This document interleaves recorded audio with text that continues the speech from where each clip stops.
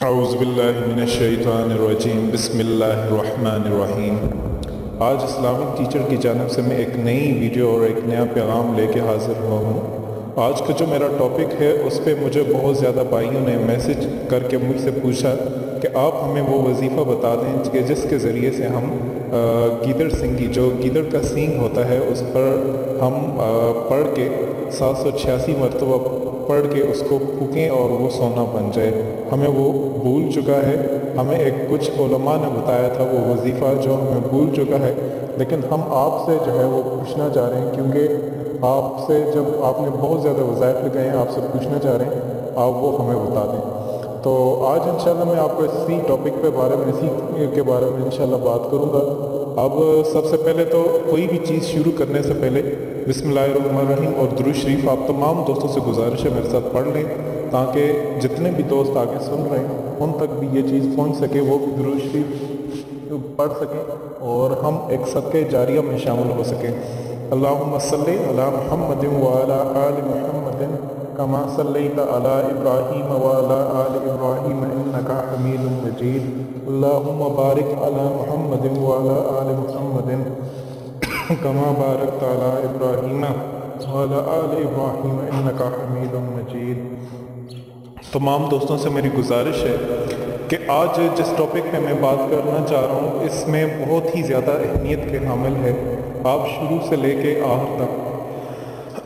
یہ میری ویڈیو ضرور دیکھیے گا، اس میں بہت زیادہ چیزیں میں آپ کو انشاءاللہ کلیئر کر دوں گا جس میں آپ کو سمجھ آ جائے گی۔ سب سے پہلے میں آپ کو بتاتا چلوں گیدڑ سنگی یہ کیا چیز ہوتی ہے۔ گیدڑ سنگی ایک سینگ ہوتا ہے جو کہ گیدڑوں میں ایک خاص گیدڑ کے سر پر بڑے دانے کی صورت میں نکل آتا ہے اور وقت کے ساتھ ساتھ یہ سینگ بڑھتا جاتا ہے۔ جب آدھا انچ تک ہو جاتا ہے تو یہ اس کی ایک جڑ نکل آتی ہے اور وہ جڑ پھر آہستہ آہستہ جو ہے وہ گرنے لگ جاتی ہے۔ خدا کی قدرت یہ ہوتی ہے، اللہ پاک کی قدرت ہے، یہ گیدڑ کے جسم سے آٹومیٹیکلی جدا ہو جاتا ہے اور جدا ہونے کے بعد زندہ رہتا ہے اور اس میں بال بھی مستقل طور پہ بڑھنے لگتے ہیں۔ اگر آپ میں سے کوئی پہاڑی علاقے میں رہتا ہے، یہ مری ایریا میں یا پھر ہزارہ والی سائڈ پہ، تو انہوں نے یہ چیز دیکھی ہوگی۔ پھر جو ماہرین ہیں ان کا اس بارے میں کہنا ہے کہ اس کو احتیاط سے دانے اور جڑ سمیت نکال دیتے ہیں۔ بالکل اسی طرح اگر زمین کا پودا جو ہے وہ نکل آتا ہے، بالکل اسی طرح اس میں سے باقاعدہ جو ہے وہ بال نکل آتے ہیں اور وہ بال جو ہے وہ بڑے ہو جاتے ہیں۔ اللہ پاک کی قدرت ہے، گیدڑ کے سنگ جو سر سے یہ جب الگ ہو جاتا ہے اس کے بعد بھی یہ زندہ رہتا ہے۔ اللہ پاک اس میں جان ڈال دیتے ہیں اور یہ چیز زندہ رہتی ہے۔ زیادہ تر کا جو سائنسٹسٹ ہیں ان کا یہ کہنا ہے اور میڈیکل کا یہ کہنا ہے کہ یہ جو مادہ گیدڑ ہوتا ہے یہ اس کے سر سے یہ نکلتی ہے، یہ اس کے سر سے نکلتی ہے اور جو ہے اس کے سر سے جب یہ نکلتی ہے تو اس کو پھر آپ اپنے گھر میں لا کر کے جو ہے وہ کسی اس میں ہلدی وغیرہ میں یا کسی آپ اس میں پاؤڈر میں یا کسی بھی چیز میں جب آپ اس کو رکھتے ہیں تو وہ پھر جو ہے کہا یہ جاتا ہے کہ یہ آپ کو بہت زیادہ جو ہے وہ جو لوگ یہ کرتے ہیں اس کو مال و دولت ملتی ہے اور اس کو کافی زیادہ اس کے جو ہے وہ اس کے پاس پیسہ اور جائیداد بہت زیادہ ہوتی ہے۔ اور اس کو اب میں آپ کو تھوڑی سی اس میں حقیقت بتاؤں گا کہ یہ تمام دوستوں سے میری گزارش یہ ہے، جو میرے بھائی نے وظیفہ پوچھا اس کے بارے میں آج آپ کو بتانا چاہ رہا ہوں کہ اس کی حقیقت کہاں تک ہے، کیونکہ مجھے بہت زیادہ میسج آ رہے ہیں۔ میں ہمیشہ اس چیز کو اگنور کر رہا تھا کہ شاید اس چیز کو میں نہ بنا کے لے کے آؤں، نہ لے کے آؤں، لیکن اب میرا دل کر رہا ہے کہ میں اس کو تمام دوستوں کے سامنے لے کے آؤں، تمام دوستوں کو بتاؤں۔ اللہ پاک نے جو مقدر آپ کے قسمت میں لکھ دیا ہوتا ہے اس سے بڑھ کر نہ آپ کو ملتا ہے اور نہ ہی اس سے کم آپ کو ملتا ہے۔ آپ بالکل بھی ان چیزوں پر بالکل بھی یقین نہ رکھا کریں۔ گیدڑ سنگی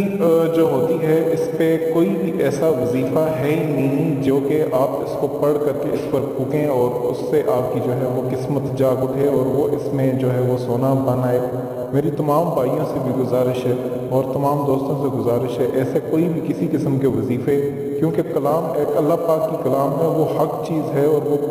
दरिया नील का जो पानी है उसको भी जारी कर देती है, समुंदर रुके हों उसके पानी को भी जारी कर देती है, बारिशें ना हो रही हों उसको भी जारी कर देती है, सैलाब ना रुके हों उसको भी ख़त्म कर देती है। दुनिया की हर चीज़ जो है वो वज़ाइफ के ज़रिए से मुमकिन है। लेकिन आज जो मैं आपको तरीक़ाकार जो है वो बता रहा हूँ, कुरान और सुन्नत से हट के मैं आपको कोई भी ऐसी चीज़ नहीं बता रहा हूँ, खिलाफ शरीयत कोई भी आपको ऐसी चीज़ नहीं बता रहा हूँ कि जिससे आपका अकीदा जो है वो ख़राब हो, जिससे अकीदा आपका अल्लाह से हट के किसी और चीज़ पर जो है वो चला जाए,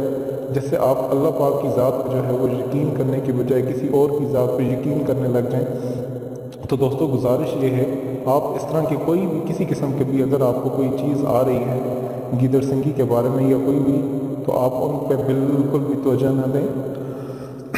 आप उनको मानने से जो है वो इनकार कर दें। क्योंकि गीदड़ सिंगी, क्योंकि इंडिया और पाकिस्तान में ख़ासकर लोग बहुत ज़्यादा इस तरह के हैं जो मुस्लिम कम्युनिटी से ताल्लुक़ रखते हैं, और उनका भी क्योंकि हिंदू लोगों के साथ वो रह करके क्योंकि उनके गलत अकायद हम पे बहुत ज़्यादा असरअंदाज हो गए हैं। जब वो एक साथ इंडिया पाकिस्तान में, जब पाकिस्तान नहीं बना था, एक साथ रहा करते थे, और रहने की वजह से हिंदुओं की बहुत ज़्यादा रस्में जो मुसलमानों के अंदर भी पाई जाती थी, उनमें से एक ये भी है कि गीदड़ सिंगी आप अपने पास रखें, आपकी किस्मत जाग उठेगी।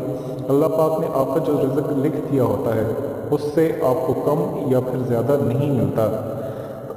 और ना ही अल्लाह पाक ने ये चीज़ रखी होती है, ये शर्त रखी होती है कि आप ना चीज़ अपने घर में रखें तो इस वजह से आपको जो है वो आपकी किस्मत जाग जाएगी, या फिर अल्लाह पाक शर्तें मुहैया नहीं करता। अल्लाह पाक जिसको देने पे आता है वो छप्पड़ फाड़ के देता है, और जिसको ना देने पे आए उसके सब मालो दौलत हर चीज़ उसके पीछे लग जाए, सारी दुनिया की चीज़ उसके पीछे लग जाए, तो उससे कोई भी नफ़ा जो है वो नहीं पहुंच सकता। मेरे अल्लाह की ज़ात होती है जो इंसान को नफ़ा देती है और जो इंसान को नुकसान देती है। मैं उन भाई से गुजारिश करना चाह रहा हूँ जो भाई मुझे इस्लामिक टीचर पर बार बार मैसेज करके ये बात पूछ रहे हैं कि आप हमें वो चीज़ बताएं। मेरे भाइयों, ऐसा कोई भी वजीफ़ा है ही नहीं, ऐसा कोई भी वजीफ़ा नहीं है जो किसी नापाक जो जानवर है उस पर आप पढ़ के फूकें और उससे आपको जो है वो फ़ायदा हो सके। आप इस तरह की चीज़ों पर बिल्कुल भी ध्यान ना दें, इस तरह की चीज़ों पर आप किसी किस्म का जो है वो इस तरह आप गौर ना करें कि ये चीज़ है इससे आपको जो है वो फ़ायदा होगा।